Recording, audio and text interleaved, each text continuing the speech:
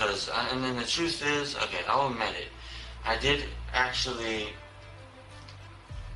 stab her mom. I will admit it. I know.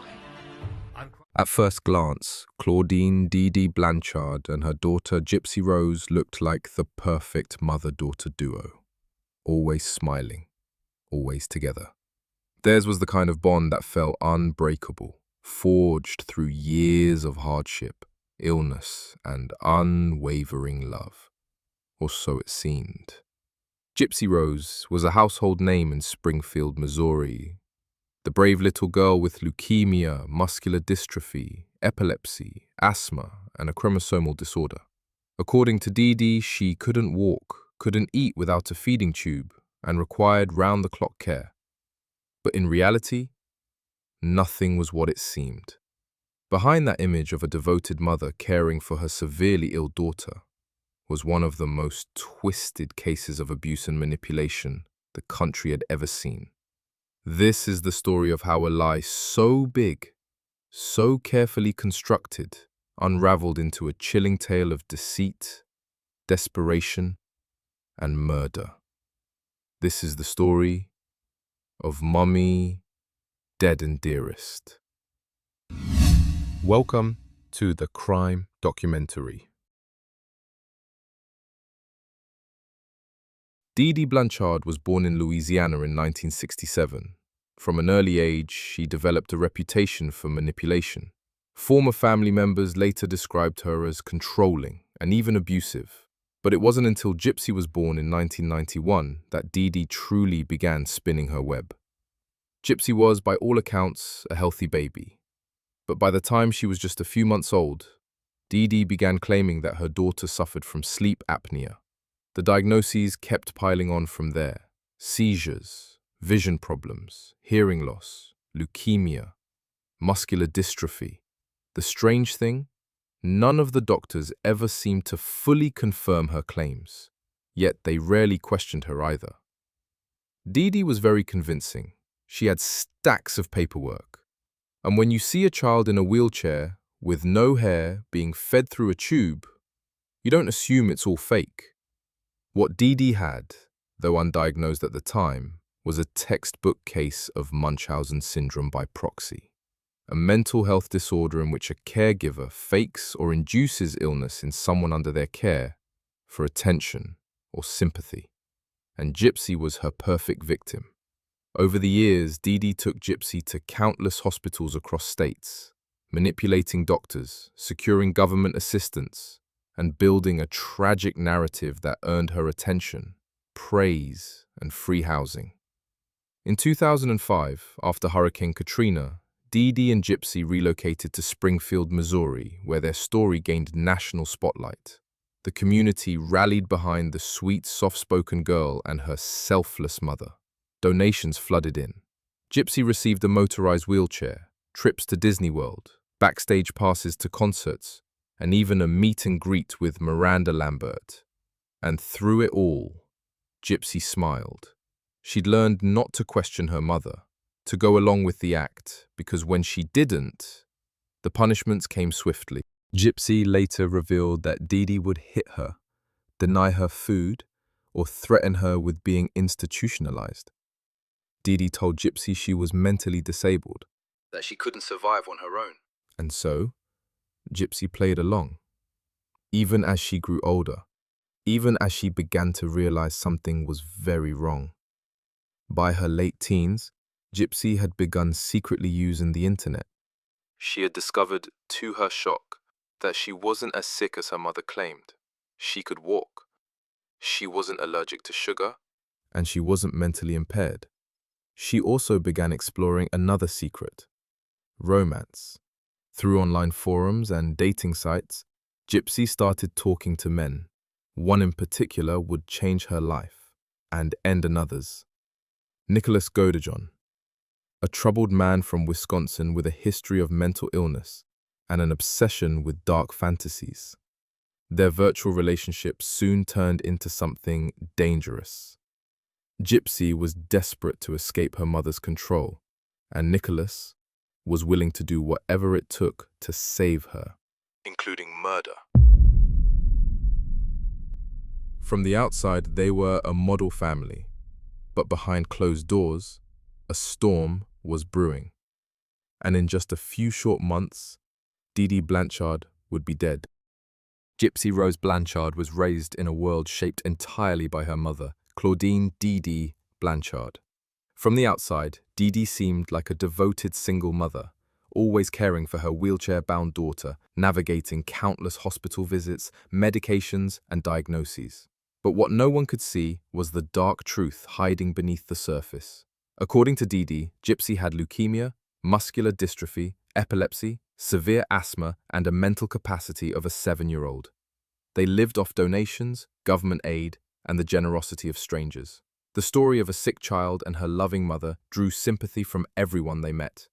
But the truth was far more disturbing. Gypsy wasn't sick, at least not in the way Dee claimed. Dee was suffering from a condition known as Munchausen syndrome by proxy, a mental illness in which a caregiver fakes or induces illness in someone under their care to gain attention, sympathy, and control. Expert: in these cases, the caregiver often appears devoted and selfless, but they are actually the source of the victim's suffering. Gypsy was forced to undergo unnecessary surgeries, take medications she didn't need, and use a wheelchair when she could walk. Dee shaved Gypsy's head regularly, claiming the chemotherapy made her hair fall out. They moved from Louisiana to Missouri after Hurricane Katrina, where Dee told doctors that Gypsy's medical records had been lost in the flood. This allowed Dee to rewrite Gypsy's history from scratch, adding more illnesses, more treatments, and more deception. They received a wheelchair-accessible house, free trips to Disney World, backstage access to Miranda Lambert concerts, all gifted out of sympathy for Gypsy's supposed condition. But all the while, Gypsy was growing older, and she was starting to ask questions. Gypsy's mind was developing faster than Dee realized. Though her body was stunted by malnutrition and medication, Gypsy's curiosity grew. She began sneaking onto the internet late at night while Dee slept, chat rooms, YouTube, even dating websites. She discovered things Dee never told her, like her real age. She learned that many of the medications she was taking had dangerous side effects, and worst of all, that she could walk. Dee kept a tight leash, but Gypsy began secretly asserting herself, testing the boundaries of her mother's control. When Gypsy tried to break free, like once attempting to escape at a sci-fi convention, Dee brought her back and punished her severely. Still, Gypsy kept dreaming, and then she met someone online. In 2012, Gypsy met Nicholas Godejohn on a Christian dating site. He was in Wisconsin, and he had his own mental health challenges, including autism and a history of violent fantasies. But to Gypsy, he was kind, attentive, and most importantly, free. They fell in love quickly. But their relationship soon took a dark turn. Gypsy began confiding in Nick about her abuse, about Dee's lies, the isolation, the pain. Nick listened, and then he suggested a solution. Gypsy didn't stop him. They plotted, texted, made a plan. In June 2015, Nick boarded a bus to Missouri. What happened next would change everything. It was June 10, 2015, a hot Missouri night like any other. But inside the small pink house at 2103 West Volunteer Way, a murder was about to unfold. Gypsy gave Nick the signal, a text message. Her mother had taken her medication and gone to sleep. She left the front door slightly unlocked. Nick Godejohn, armed with a knife Gypsy had provided, entered silently. Dee was sleeping in her bed when he climbed atop her and began stabbing, 17 times. Gypsy hid in the bathroom, hands over her ears. She later claimed she couldn't bear to witness it, but she never tried to stop it either. After Dee was dead, Gypsy and Nick had sex, cleaned up and fled the scene. They mailed the murder weapon to Wisconsin. Days later, they were arrested. The world was stunned. A beloved mother was dead. Her sickly wheelchair-bound daughter was missing. And when authorities found Gypsy walking on her own 2 feet, the truth began to unravel. When police brought Gypsy in for questioning, they expected a frightened, disabled girl traumatized by a kidnapping. What they found was very different. Gypsy was calm, articulate, walking, no medications, no feeding tube. Investigators soon uncovered the long history of Dee Dee's medical fraud. Dozens of doctors had seen Gypsy, yet few had dared challenge Dee Dee's fabricated diagnoses. One neurologist, Dr. Bernardo Flasterstein, had even written that he believed Dee Dee was faking it, but no one followed up. At trial, Gypsy's story shocked the world. She'd been manipulated, abused, and medically tortured her entire life. But the public was divided. Was she a victim or a murderer? Nick Godejohn, on the other hand, faced a very different reception. Prosecutors painted him as a willing, sadistic killer. Split screen of courtroom sketches, Gypsy on one side, Nick on the other. In 2016, Gypsy took a plea deal, 10 years in prison for second-degree murder. Nick refused any deal and went to trial. In 2019, he was found guilty of first-degree murder and sentenced to life in prison without parole. As the details emerged, the case captivated the media. TV interviews, documentaries, a major HBO film titled Mommy, Dead and Dearest. Gypsy, once seen as a helpless child, became a symbol of manipulation, survival, and the grey lines between victim and perpetrator. I feel like I'm freer in prison than I was living with my mom. The public was torn. Some saw Gypsy as a hero who escaped a life of torment. Others saw a murderer who could have made other choices. Experts debated Munchausen by proxy and how Dee Dee had evaded detection for so long. Doctors, neighbors, and even social workers had been deceived or silenced by Dee Dee's domineering presence. And yet, beneath it all was a simple, horrifying truth. Gypsy Rose never had a childhood, never had a choice, only survival. In December 2023, after serving 8 years in prison, Gypsy Rose Blanchard was released on parole. Now in her early 30s, Gypsy walked out into the free world for the first time in her life. Not in a wheelchair, but on her own 2 feet.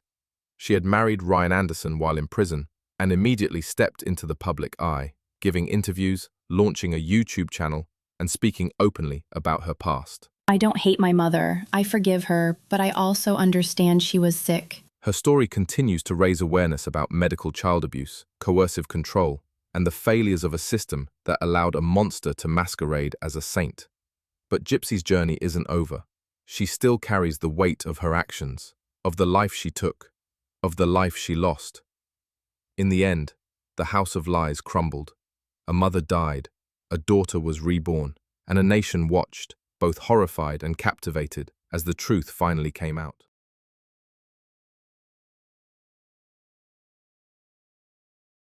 Like and subscribe for more real crime stories. Turn on notifications, because the next case might be even darker.